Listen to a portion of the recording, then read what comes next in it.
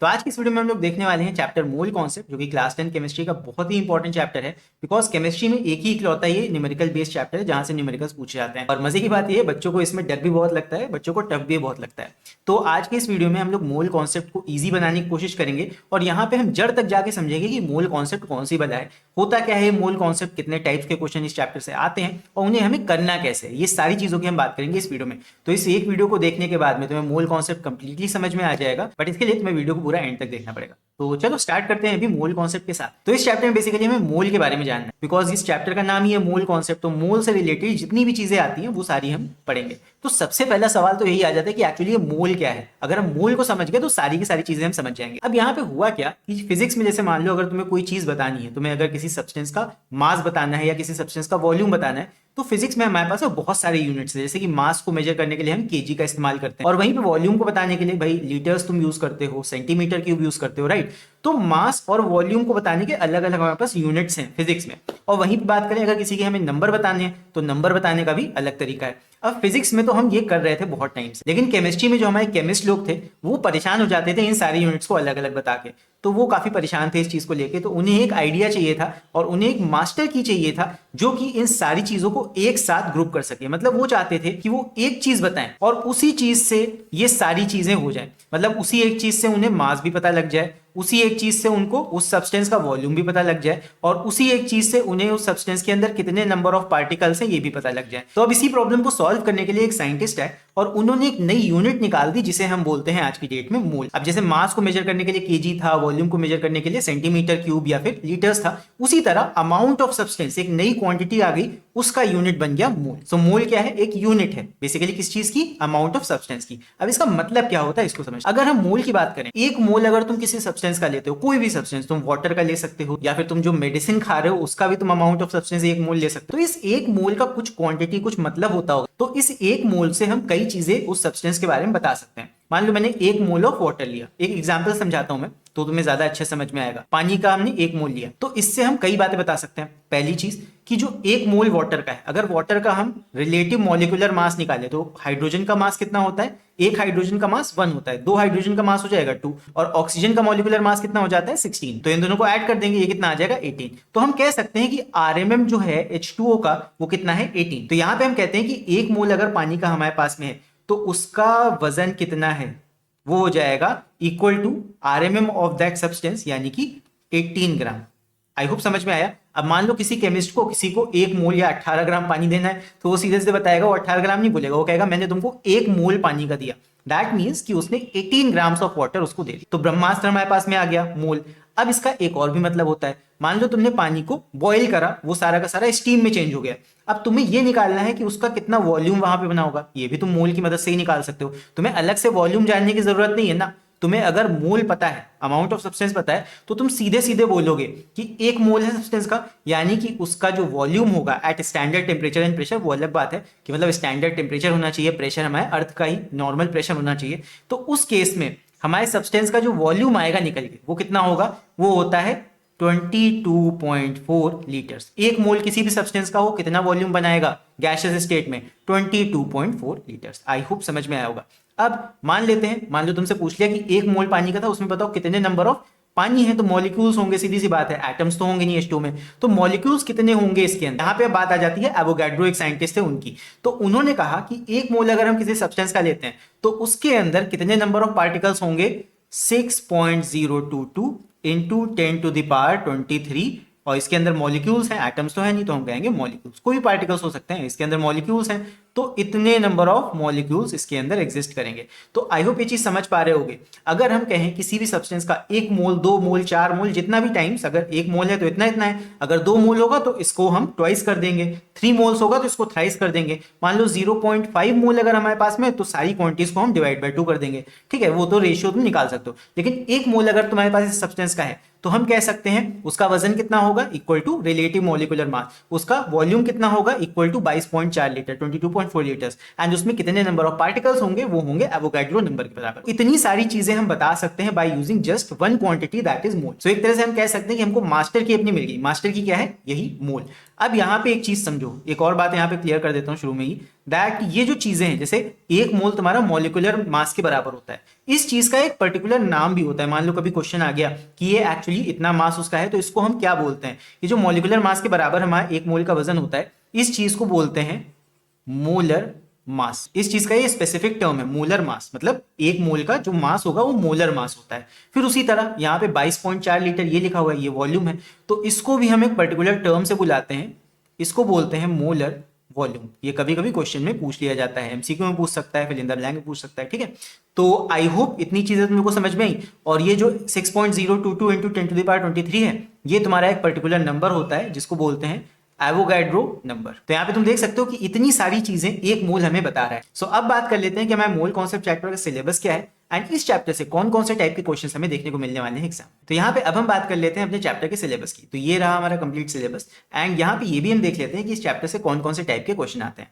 तो सबसे पहला जो इंपॉर्टेंट क्वेश्चन यहाँ पे बनता है वो बनता है तुम्हारा गेल-यूसेक्स लॉ के ऊपर। यहाँ पे लेफ्ट के रिएक्टेंट और राइट के प्रोडक्ट्स के बीच तुम्हें कुछ रेशियो बना के वहां पे वॉल्यूम निकालना होता है। तो वॉल्यूम्स के ऊपर बेस्ड एक क्वेश्चन आ सकता है। तो ये एक तुम्हारा टाइप 1 हो गया, एवोगाड्रोस लॉ पूछ सकता है, तो थ्योरी का पार्ट हो गया, लेकिन मोस्टली इसमें से न्यूमेरिकल आता है। इसके बाद एक और क्वेश्चन यहाँ पे बहुत ही इजी क्वेश्चन होता है, जहां पे बस एक रिलेशन सिंपल तुम्हें यूज करना है, that is molecular mass is equal to 2 into vapour density. Vapour density के ऊपर बेस्ड एक क्वेश्चन आ सकता है, ये तुम्हारा टाइप 2 हो गया।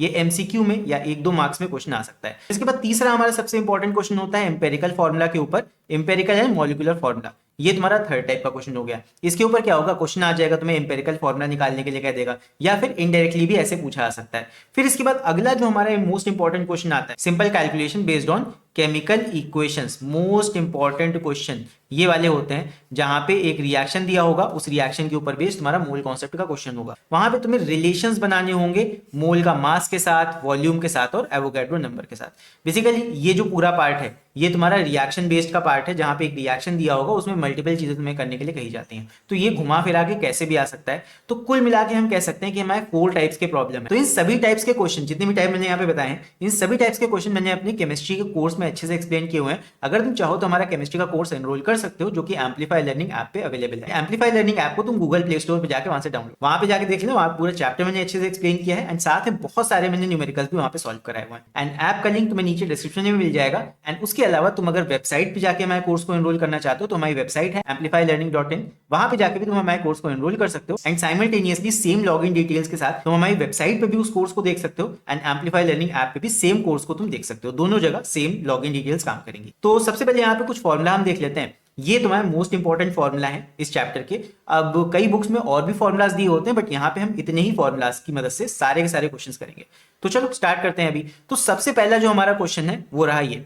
तो यहाँ पे मैच द फॉलोइंग है। देखो इसमें एमसीक्यूज में भी क्वेश्चन आते हैं और तुम्हारे शॉर्ट क्वेश्चंस भी आते हैं और साथ में तुम्हारे रिएक्शन बेस्ड लॉन्ग क्वेश्चन, बड़े क्वेश्चंस भी होंगे। तो सबसे पहला क्वेश्चन चलो देखते हैं।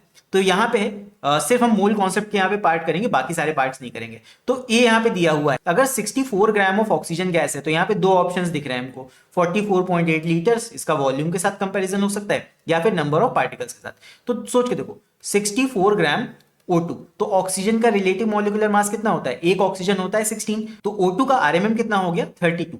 अब यहाँ पे एक चीज देखो, एक फॉर्मूला मैंने तुम्हें बताया था कि अगर तुम्हें रिलेटिव मॉलिक्यूलर मास या मॉलिक्यूलर मास तुम्हें पता है तो उसकी मदद से तुम नंबर ऑफ मोल्स निकाल सकते हो। सबसे ऊपर वाला फॉर्मूला देखो, तो यहाँ पे number of moles of oxygen कितने हो जाएंगे, गिवन वेट ऑक्सीजन का हमारा कितना है 64 ग्राम्स, क्वेश्चन में दिया हुआ है, और हमने आरएमएम कितना निकाला 32। तो अगर नंबर ऑफ मोल्स हम यहाँ पे निकाल के देखें कितना आ जाएगा, 2 से कटेगा, ये आ जाएगा 2 मोल्स। तो ऑक्सीजन के अगर 2 मोल्स हैं, मैंने तुम्हें स्टार्टिंग में ही रिलेशन बताया था, एक मोल ऑक्सीजन का कितना वॉल्यूम ऑक्यूपाई करेगा 22.4 लीटर। ऑक्सीजन छोड़ दो, तुम किसी भी चीज को ले लो, अगर एक मोल है, एक मोल का मतलब 22.4 लीटर्स। अगर 2 मोल हैं तो ये कितना ऑक्यूपाई करेगा, सेम चीज को मल्टीप्लाई कर दो 2 से, 22.4 मल्टीप्लाई बाय 2 कितना आ जाएगा 44.8।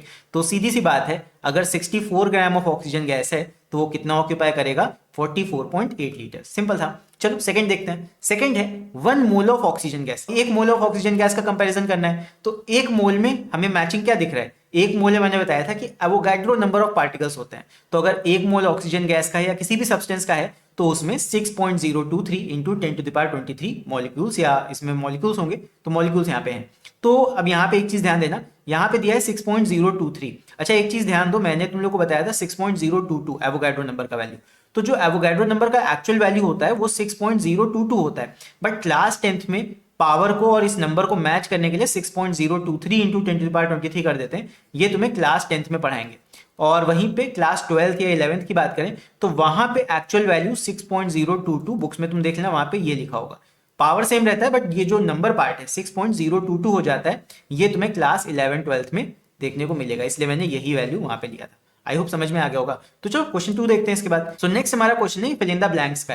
तो यहाँ पे दिया है the relative atomic mass of nitrogen is 14। तो यहाँ पे नाइट्रोजन एटम का हमको एटॉमिक मास दिया है, सिर्फ एक नाइट्रोजन का, जो कि दिया हुआ है 14। ठीक है, आगे है हाइड्रोजन का दिया हुआ है 1, हम सबको पता है ये। फिर आगे this means that first dash of nitrogen has the same mass as second dash of hydrogen. तो यहाँ पे तुम्हें थोड़ा सा दिमाग लगाना पड़ेगा कि तुम्हें किस किस चीज को कंपेयर करना है दोनों के बीच। तो यहाँ पे सेम मास की बात कर रहे हैं। सेम मास कब होगा? जब नंबर ऑफ मोल्स दोनों के सेम होंगे, तो मास भी सेम होगा, नंबर भी सेम होगा, वॉल्यूम भी सेम होगा, सब चीजें सेम हो जाएंगी। तो यहाँ पे हाइड्रोजन के मोल और नाइट्रोजन के मोल अगर सेम हो जाते हैं तो उनका मास भी सेम हो जाएगा, सीधी सी बात है। तो बस ये कंपैरिजन करो। ए पार्ट में जरा देखो, ए पार्ट में क्या कहा गया है कि एक एटम तुमको नाइट्रोजन का लेना है, नाइट्रोजन का एक एटम ले लो, और हाइड्रोजन के 28 मॉलिक्यूल्स ले लो। सोच के देखो 28 मॉलिक्यूल्स। अब मॉलिक्यूल्स जब लोगे हाइड्रोजन के तो क्या हो जाएगा? H2 हो जाएगा। ठीक है, दोनों का जरा आरएमएम निकाल के देखो। एक एटम नाइट्रोजन का आरएमएम कितना? 14। 28 मॉलिक्यूल्स हाइड्रोजन के, तो 28 इंटू 2 करो। एक हाइड्रोजन का मास 1 होता है, तो 28 इंटू 2 करो, कितना आ जाएगा? तो यहाँ पे क्या 14 56 के बराबर है? नहीं बराबर है। तो पहला पार्ट तो हमारा खत्म हो गया, कैंसिल हो गया। बी पार्ट को देखते हैं। अब बी का कंपैरिजन करो। एक एटम नाइट्रोजन का, यहां पे इसका मास कितना हो जाएगा? 14। फिर वहीं पे अगर 7 मॉलिक्यूल्स ऑफ हाइड्रोजन की बात करें, अब इनका कंपैरिजन देखो। 7 मॉलिक्यूल्स हमें H2 का लेने हैं। एक H का एटॉमिक मास कितना? 1। तो हाइड्रोजन H2 का कितना हो जाएगा? 2 ग्राम्स हो जाएगा। तो 7 इंटू 2 करो, कितना आ जाएगा? 14। तो यहाँ पे देख सकते हो कि आरएमएम दोनों का सेम आ गया। तो जब आरएमएम सेम आ गया तो नंबर ऑफ मोल्स भी सेम होगा, और वहां पे नंबर ऑफ पार्टिकल्स और दोनों के मास भी सेम होंगे। तो यहाँ पे बी ऑप्शन हमारा करेक्ट हो जाएगा। तो बस थोड़ा सा तुमको दिमाग लगाना है कि कौन सी क्वांटिटी को कंपेयर करके तुम दोनों के बीच कंपैरिजन कर सकते हो, दोनों का इक्वालिटी चेक कर सकते हो। नंबर ऑफ मोल्स चेक नहीं कर सकते हो बिकॉज मोल्स के बारे में कुछ पता नहीं है। यहाँ पे सिर्फ तुम्हें उनका एटॉमिक मास पता है, यानी कि आरएमएम का कंपैरिजन कर सकते हो। जब आरएमएम इक्वल हो जाएगा तो सारी चीजें आपस में इक्वल हो जाएंगी। तो चलो बढ़ते हैं अगले सवाल की तरफ। तो नेक्स्ट हमारा जो क्वेश्चन है वो है असर्शन और रीजन का क्वेश्चन। तो सीबीएसई में इस तरह के क्वेश्चन बहुत पहले से पूछे जा रहे हैं, एंड अब आईसीएसई बोर्ड में भी इस टाइप के क्वेश्चंस कॉपी करने की कोशिश की जा रही है। तो चलो क्वेश्चन को पढ़ते हैं। तो यहाँ पे दिया है असर्शन। असर्शन एक स्टेटमेंट होता है बेसिकली। तो स्टेटमेंट है the atomic mass of oxygen is 16 atomic mass unit. तो करेक्ट है, ऑक्सीजन का एटॉमिक मास हमारा 16 होता है, राइट। फिर therefore it's gram atomic mass is 16 ग्राम। तो ग्राम एटॉमिक मास ये एक टर्म आ जाता है, अगर चैप्टर में पूरा पढ़ा होगा तो वहां पे ग्राम एटॉमिक मास की बात की गई है। तो ग्राम एटॉमिक मास कुछ नहीं होता, सीधे सीधे एटॉमिक मास लिया जाता है, उसके आगे क्या लगा दिया जाता है? ग्राम लगा दिया जाता है। तो बात तो सही है, तुम एटॉमिक मास लो, उसके आगे ग्राम लगा दो, क्या हो गया? Gram atomic mass, simple. तो ये तो ट्रू है, असर्शन हमारा ट्रू दिया हुआ है। रीजन की बात करें तो the atomic mass of an element expressed in gram is called gram atomic mass. तो दिल की बात कह दी इन्होंने कि ग्राम एटॉमिक मास क्या है? एटॉमिक मास लो, आगे लगा दो ग्राम, क्या हो गया? Gram atomic mass. तो यहां पे हमारा असर्शन यानी कि स्टेटमेंट भी ट्रू है, और reason is the correct explanation of our assertion. तो ए पार्ट यहाँ पे करेक्ट हो जाएगा, A is true and R is the correct explanation of A. तो आई होप समझ में आ गया होगा। चलो बढ़ते हैं आगे। Now next, the number of hydrogen atoms present in 1 mole of sulfuric acid and 1 mole of sulfurous acid are x and y। तो हमें बताना है relationship between x and y is। तो यहाँ पे कैसे कंपेयर करोगे? देखो, अगर हम बात करें सल्फ्यूरिक एसिड की, वो होता है H2SO4, और सल्फ्यूरस एसिड की वो होता है H2SO3।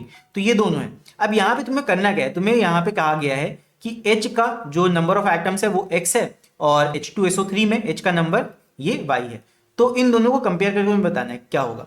तो यहां हमको दिया हुआ है एक चीज, that the number of hydrogen atoms present in 1 mole of sulphuric acid and 1 mole of sulphurous acid. दोनों का ही 1 मोल है, इसका भी और इसका, दोनों का तुमको कितना दिया है? 1 मोल। तो जब 1 मोल है तो दोनों के ही नंबर ऑफ पार्टिकल्स सेम होंगे ना, दोनों में ही नंबर ऑफ पार्टिकल्स की बात करें तो यहाँ पे एटम तो होंगे नहीं, यहाँ पे होंगे मॉलिक्यूल्स। तो जब नंबर ऑफ मॉलिक्यूल सेम है, सोच के देखो, अगर इसका एक मॉलिक्यूल तो इसका भी एक मॉलिक्यूल। अब एक मॉलिक्यूल दोनों का अगर है, एक एक है, तो उसके अंदर नंबर ऑफ हाइड्रोजन तो सेम होने चाहिए ना भाई। H2 इसमें भी है, H2 इसमें भी है। तो जब total number of molecule same है दोनों के, तो उसके अंदर नंबर ऑफ हाइड्रोजन एटम्स भी सेम ही होंगे, राइट। तो जितना x है उतना ही y होगा, यानी दोनों बराबर हो जाएंगे, सिंपल। तो बस यहाँ पे हम कह देंगे कि जितने नंबर ऑफ H एटम्स तुम्हारे सल्फ्यूरिक एसिड में थे उतने ही number of Y atoms sulphurous acid में भी होंगे, तो X इक्वल टू Y हो जाएगा, सिंपल है। ठीक है, आई होप समझ में आ गया होगा। चलो देखते हैं अगला क्वेश्चन। अगला है gas M occupies volume of 1000 cc and contains X molecule. अब यहाँ थोड़ा सा डिफिकल्ट क्वेश्चन है, कई लोग इसको टिपिकल बोल देते हैं, बट टिपिकल का मतलब होता है जनरल क्वेश्चन। जनरल क्वेश्चन नहीं है, थोड़ा सा दिमाग लगाने वाला डिफिकल्ट क्वेश्चन है। तो कैसे होगा ये? How many molecules will be present in gas in occupying volume of 250 cc। तो अब ऐसे क्वेश्चंस को करने का देखो सिंपल तरीका क्या होता है, यहां पे लगाएंगे हम यूनिटरी मेथड। ये मोल कॉन्सेप्ट का क्वेश्चन नहीं है, ये मैथ्स का क्वेश्चन है। यहाँ पे तुम्हें मैथ लगानी है, मैथ में अच्छे होगे तो इस क्वेश्चन को बड़े आराम से कर लोगे। देखो यहाँ पे क्या करना होता है, यहाँ पे हमको स्टेटमेंट बनाना होता है इस यूनिटरी मेथड का। अब देखो जिस चीज को तुम्हें फाइंड करना है, जिस चीज को तुम्हें निकालना है, उसको राइट साइड में रखो। ओके, जो चीज तुम्हें निकालनी है उसको स्टेटमेंट में राइट साइड में रखेंगे। ये चीज अगर तुमने कर ली तो बस तुम्हारा काम हो गया। तो अब यहाँ पे क्वेश्चन को पढ़ के देखो कि तुम्हें निकालना क्या है। तुम्हें निकालना है हाउ मेनी मॉलिक्यूल्स, मॉलिक्यूल्स निकालना है ना। तो कोशिश करो जो तुम स्टेटमेंट फॉर्म करोगे, रिलेशन फॉर्म करोगे, उसमें मॉलिक्यूल राइट साइड में आना चाहिए। यहाँ पे तुम्हें रिलेशन दिया है, मतलब जो चीजें दी हैं उनकी मदद से रिलेशन बनाएंगे। तुम्हें दिया है कि 1000 cc गैस का है, हमें नहीं पता कौन सी एक गैस है, हाइड्रोजन हो सकती है, कोई भी गैस हो, हमें नहीं पता। तो 1000 cc गैस का है, वो कितना मॉलिक्यूल्स कंटेन कर रही है? X मॉलिक्यूल कंटेन कर रही है। राइट साइड में हमने क्या रखा, जो चीज फाइंड करनी है, ये तुमको दिमाग लगाना है। स्टेटमेंट बना के भी लिख सकते हो, डायरेक्टली ऐसे भी लिख सकते हो। अगर स्टेटमेंट बना के लिख दोगे that this much volume of gas has X molecules, जो स्टेटमेंट दिया है वही स्टेटमेंट लिख दो, बस राइट साइड उसको रखना जो तुम्हें फाइंड करना है लास्ट में। अब यूनिटरी मेथड क्या कहता है कि जो भी चीज तुमको दे रखी है, लेफ्ट साइड क्या करना है, उसको 1 बना देना है। लेफ्ट साइड में उसको 1 कर देना है। तो 1 कैसे बनाओगे भाई, इसको डिवाइड बाय 1000 कर दो बोथ साइड, तभी लेफ्ट में 1 बनेगा। ये यूनिटरी मेथड लगा रहे हैं, केमिस्ट्री से कोई मतलब नहीं है इस चीज का, ये लगा रहे हैं मैथ्स, यूनिटरी मेथड। तो लेफ्ट साइड और राइट साइड दोनों को 1000 से डिवाइड कर देंगे, लेफ्ट साइड में बचेगा 1 cc। ठीक है, आई होप समझ में आ गया होगा, 1 cc बचा। तो राइट साइड भी सेम काम करना पड़ेगा, इसको भी हमें 1000 से डिवाइड करना पड़ेगा। तो इधर आ गया X बाय 1000 मॉलिक्यूल। अब यहां पे तुम्हें क्या कहा गया लास्ट में, how many molecules will be present in gas and occupying 250 cc। अब तुमको 250 cc में कितने मॉलिक्यूल्स होंगे ये निकालने हैं। तो अब यहाँ पे क्या करो, दोनों साइड्स मल्टीप्लाई कर दो 250 से, तो लेफ्ट साइड 250 cc आ जाएगा, तुम्हारा काम हो गया। तो बस multiplying by 250 cc both sides कितना आ जाएगा, 250 cc, और इधर भी 250 से मल्टीप्लाई करो, x बाय 1000 पहले से था, मल्टीप्लाई बाय 250, और बस सॉल्व कर लो इसको, जितना भी आएगा उतने नंबर ऑफ मॉलिक्यूल्स में होंगे। तो कितना आ गया, 250 को काट दो, 0 0 कटेगा, और 25 1 25, 25 4 100, तो कितना आ जाएगा, x बाय 4 मॉलिक्यूल्स। तो यही हमारा आंसर हो गया, x बाय 4 मॉलिक्यूल्स हमारे प्रेजेंट होंगे 250 cc ऑफ पर्टिकुलर गैस। हमें गैस का नाम नहीं पता, उससे हमें मतलब भी नहीं है।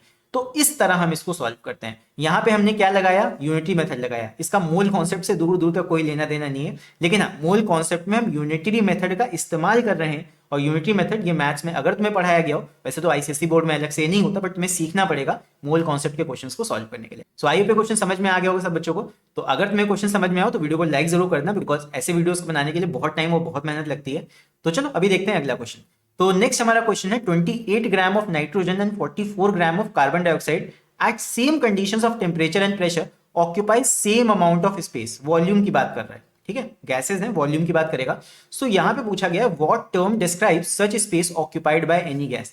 अब देखो इन्होंने क्या कहा, समझना, इन्होंने कहा 28 ग्राम नाइट्रोजन गैस की बात कर रहे हैं, नाइट्रोजन की, ठीक है, एंड 44 ग्राम ऑफ CO2। अब सोच के देखो ये क्या है, ये इनके आरएमएम ही तो है। नाइट्रोजन एक का होता है 14, तो N2 गैस है, उसका आरएमएम कितना हो जाएगा 28, तो उसका मास तुमको दिया है, यानी कि ये 1 मोल ऑफ N2 की बात कर। उसी तरह 44 ग्राम CO2 का अगर तुम आरएमएम निकालोगे वो 44 आएगा, तो ये भी 1 मोल ऑफ CO2 की बात कर रहा है। तो यहाँ पे दोनों का 1 मोल है, तो ये कितना वॉल्यूम ऑक्यूपाई करेंगे, 22.4 लीटर। ये भी ऑक्यूपाई करेगा 22.4 लीटर। तो जस्ट शुरुआत में मैंने बताया था इन दोनों का मतलब क्या होता है, इन दोनों के लिए एक स्पेशलाइज्ड टर्म होता है जिसको हम बोलते हैं मोलर वॉल्यूम। 1 मोल ऑफ कोई भी सब्सटेंस जितना वॉल्यूम ऑक्यूपाई करता है उसको क्या बोलते हैं, मोलर वॉल्यूम। तो यहाँ पे टर्म का नाम क्या हो जाएगा, मोलर वॉल्यूम। सिंपल था, मैंने शुरुआत में बता दिया था, कभी भी पूछा आता है जैसा कि यहाँ पे पूछा गया है। चलो अगला क्वेश्चन देखते हैं। Amit found that 30 gram of a gas occupied 1000 cc at STP. तो यहां भी यूनिटरी मेथड से ही तुमको सॉल्व करना पड़ेगा। देखो क्या चीज निकालनी है, स्टेटमेंट बनाते हैं यूनिटरी मेथड से, मैथ लगाते हैं थोड़ी सी केमिस्ट्री में। What will be the gram molecular weight, gram molecular weight, gram छोड़ दो, सिर्फ मॉलिक्यूलर वेट की बात करो, मॉलिक्यूलर वेट तुमको निकालना है। ओके, तो इसको राइट साइड हम रखेंगे, जो निकालना है वो राइट साइड रहेगा। तो हम कह सकते हैं, स्टेटमेंट बनाते हैं, चलो हमको जो दे रखा है उसकी मदद से स्टेटमेंट बनाएंगे। क्या दे रखा है? हमें दे रखा है दैट 1000 सीसी कितना मास ऑक्यूपाई कर रही है? 30 ग्राम। मास को फाइंड करना है ना, मॉलिक्यूलर वेट, तो मास मॉलिक्यूलर वेट 19-20 वही चीज है। तो तुमको अगर वेट पता लग जाएगा तो मॉलिक्यूलर मास भी तुमको पता लग जाएगा। तो 1000 सीसी कितना मतलब मास कैरी कर रही है? 30 ग्राम। तो यहाँ पे स्टेटमेंट बना के भी तुम लिख सकते हो that 1000 CC of a particular gas has a mass 30 gram, इस तरह का बना के लिख देना। फिर उसके बाद में अगर हमें इसको यूनिटी मेथड से सॉल्व करना है तो क्या करना है? लेफ्ट साइड 1 बनाना है, तो इसको डिवाइड करेंगे दोनों साइड 1000 से। क्या हो जाएगा? इधर हो जाएगा 1 सीसी, ये हो जाएगा 30/1000 ग्राम। तो यहां पे कह सकते हो कि अगर 1 सीसी हम गैस का लेंगे तो उसमें इतना मास होगा। अब थोड़ा सा दिमाग लगाओ, तुम्हें यहाँ पे फाइनल वाला जो वॉल्यूम है वो नहीं दे रखा, लेकिन तुमसे क्या पूछा है? तुमसे पूछा है ग्राम मॉलिक्यूलर वेट। अच्छा, ग्राम मॉलिक्यूलर वेट क्या होता है? मॉलिक्यूलर वेट में हम ग्राम लगा देते हैं, वही हो जाता है ग्राम मॉलिक्यूलर वेट। अब जरा मॉलिक्यूलर वेट पे ध्यान दो। मॉलिक्यूलर वेट कब आता है? जब भी हम मोलर वॉल्यूम लेते हैं। अभी लास्ट क्वेश्चन में मैंने मोलर वॉल्यूम की बात की थी, तो जब भी हम मोलर वॉल्यूम की बात करते हैं तो मोलर वॉल्यूम बराबर होता है 1 मोल के। 1 मोल हमारा कितने मास के बराबर होता है? आरएमएम के बराबर। आई होप समझ में आई होगी ये चीज, लिंक कर रहे हैं हम चीजों को। मोलर वॉल्यूम बराबर होता है 1 मोल के, और वो बराबर हो जाता है हमारा रिलेटिव मोलिकुलर मास के। तो सोच के देखो, क्या मोलर वॉल्यूम को हम डायरेक्ट आरएमएम से रिलेट नहीं कर सकते? कर सकते हैं ऑब्वियसली। तो मोलर वॉल्यूम कितना होता है? 22.4 लीटर्स, मैंने शुरुआत में बताया था। तो यहां पे क्या करना है? हमें आरएमएम जानना है, यही क्वेश्चन मार्क है। तो आरएमएम जानने के लिए मोलर वॉल्यूम यूज कर लो। मोलर वॉल्यूम होता है 22.4 लीटर, उसको रख दो लेफ्ट साइड, तुम्हें राइट साइड में क्या मिल जाएगा? आरएमएम मिल जाएगा, वही तुमसे पूछा गया। Multiplying both side by 22.4, litres में होता है 22.4। अच्छा, यहाँ पे एक और दिमाग लगाओ, 22.4 लीटर्स है, क्या लीटर को सेंटीमीटर क्यूब में चेंज नहीं कर सकते हो? मैथ में इतना तो हमने सीखा ही है। इसको 1000 से मल्टीप्लाई कर देंगे, ये चेंज हो जाएगा सीसी में। भाई 1 लीटर में 1000 सीसी होते हैं, तो इसको मल्टीप्लाई करो तो 1000 से ये आ जाएगा 22400 सीसी, इतना हो जाएगा सेंटीमीटर क्यूब्स में।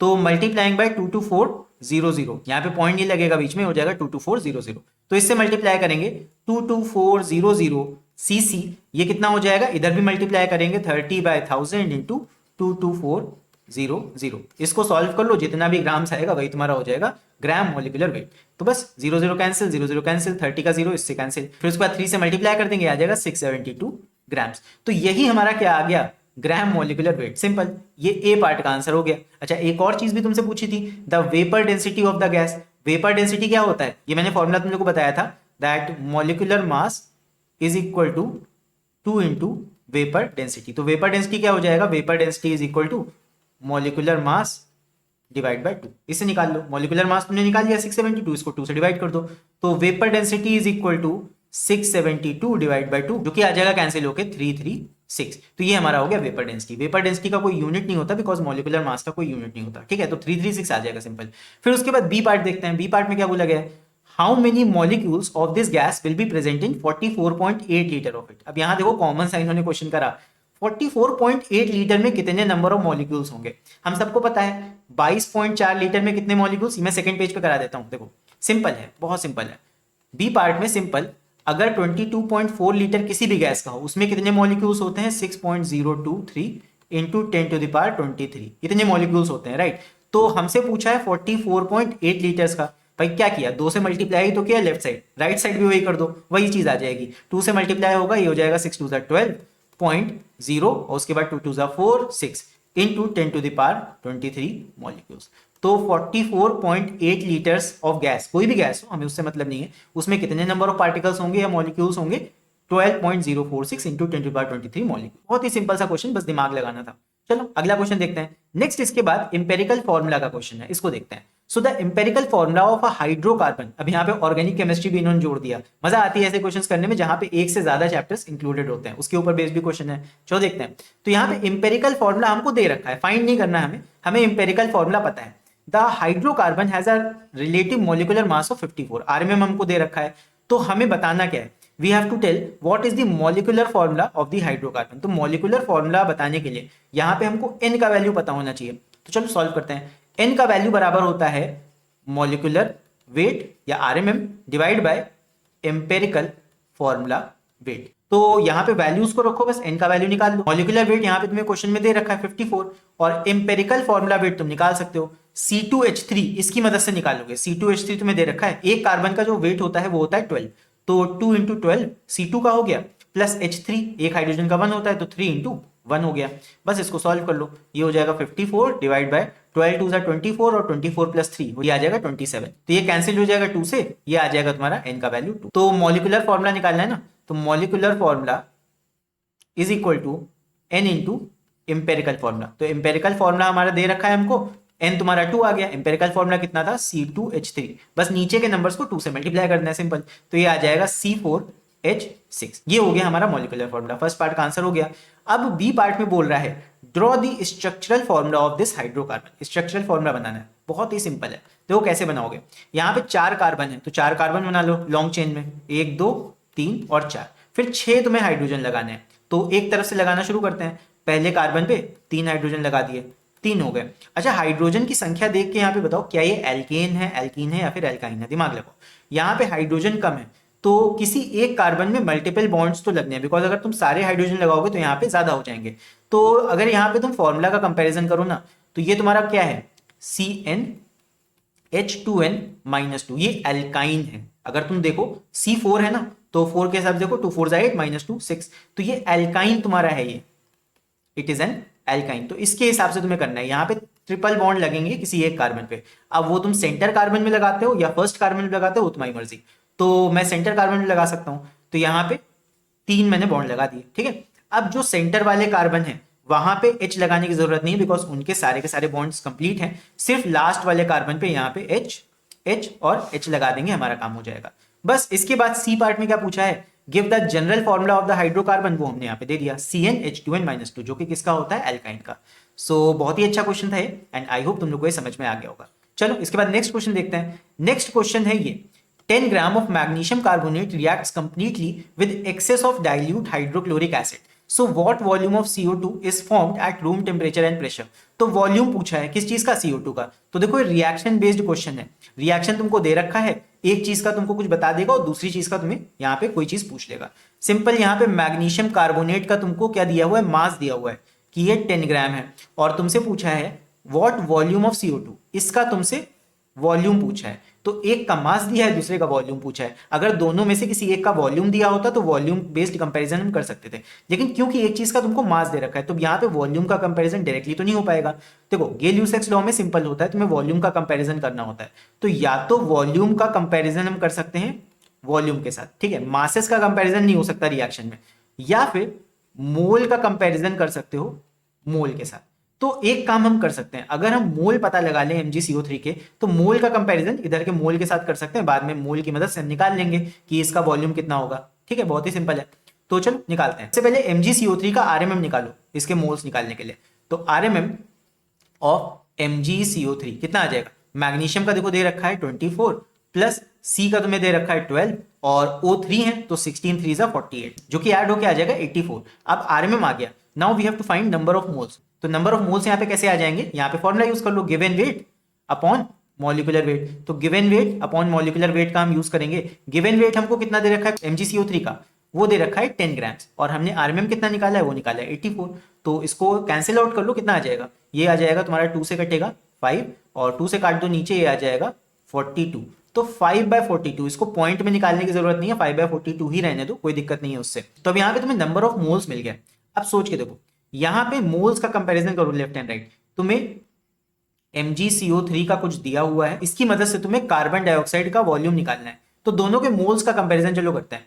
तो दोनों के लेफ्ट साइड देखो, यहाँ पे कोफिशिएंट क्या लगा है, 1:1 का रेशियो है दोनों का। तो अगर ये 1 है तो ये भी 1 ही होगा 1:1 के रेशियो से। फिर अगर हम इसके 5/42 मोल्स लेके चल रहे हैं MgCO3 के, तो कार्बन डाइऑक्साइड के भी इतने ही मोल्स बनेंगे 5/42, ठीक है। नंबर यहाँ पे थोड़ा सा भयानक है, बट उससे डरने की जरूरत नहीं है। मोल्स का कंपैरिजन हमने कर लिया, तो 5/42 मोल्स ऑफ कार्बन डाइऑक्साइड भी प्रोड्यूस होंगे, इतना हमको पता चल गया।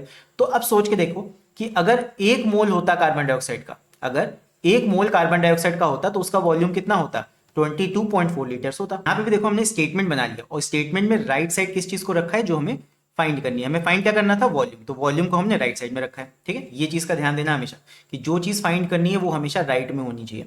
अब यहाँ पे देखो हमारे पास में कितने मोल्स हैं, 5/42 मोल्स ऑफ CO2 हैं, ये हमने निकाल लिया कंपैरिजन करके। तो एक मोल का हमें पता है, यूनिटी मेथड लगाओ, मल्टीप्लाई कर दो, बिकॉज 1 मोल तो है ही है लेफ्ट साइड पे।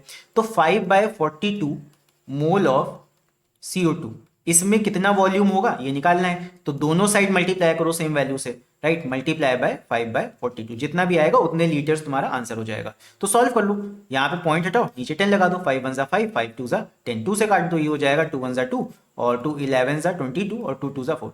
तो 112 डिवाइड बाय 42 आ गया, इसको 2 से काटो, ये आ जाएगा, नीचे 2 से कटेगा 2 2 ज़ा 4, 2 1 ज़ा 2 और ऊपर कटेगा, ये आ जाएगा 2 5 ज़ा 10, 2 6 ज़ा 12। तो 56/21 आ गया। इसको तुम फर्दर डिवाइड करोगे, ये आ जाएगा 2.66 और इसका यूनिट हो जाएगा लीटर्स। अब यहाँ क्वेश्चन अगर तुम देखोगे, यहाँ पे सारे आंसर जो हमें दिए डीएम क्यूब में दिए हैं। अब एक चीज ध्यान दो, चाहे 1 लीटर हो चाहे डेसीमीटर क्यूब हो, डीएम क्यूब का मतलब होता है डेसीमीटर क्यूब, वो 1 डेसीमीटर क्यूब के ही बराबर होता है। ये चीज याद रखना इंपॉर्टेंट है, चाहे लीटर में आंसर को हो चाहे डेसीमीटर क्यूब में आंसर को, बात एक की है। तो 2.66 देख लो किस में आ रहा है, 2.6 तुम्हारा बी पार्ट है, तो बी पार्ट हमारा सही आंसर हो जाएगा। सो आई होप ये वाला क्वेश्चन भी तुम लोग को अच्छे समझ में आ गया होगा। एंड इसके बाद चलो देखते हैं अगला क्वेश्चन। अब ये क्वेश्चन तुम लोग के लिए होमवर्क है, इसको तुम लोग अपने आप से करना एंड देखना कि इसको कर पाते हो कि नहीं, बिकॉज ऐसे क्वेश्चन काफी इंपॉर्टेंट होते हैं। अगर नहीं कर पाओगे तो इसको मैं नेक्स्ट किसी वीडियो में सॉल्व करा दूंगा। सो अभी के लिए इस वीडियो में इतना ही। एंड अगर तुम लोग को वीडियो अच्छा लगा हो, वीडियो को सीखने को मिला हो, तो इस वीडियो को लाइक जरूर करना। एंड ऐसे ही वीडियोस अगर आगे भी देखना चाहते हो तो इस चैनल को सब्सक्राइब भी करना। सो फिलहाल के लिए भी इस वीडियो में इतना ही, एंड इसके बाद हम लोग मिलते हैं अगले वीडियो में।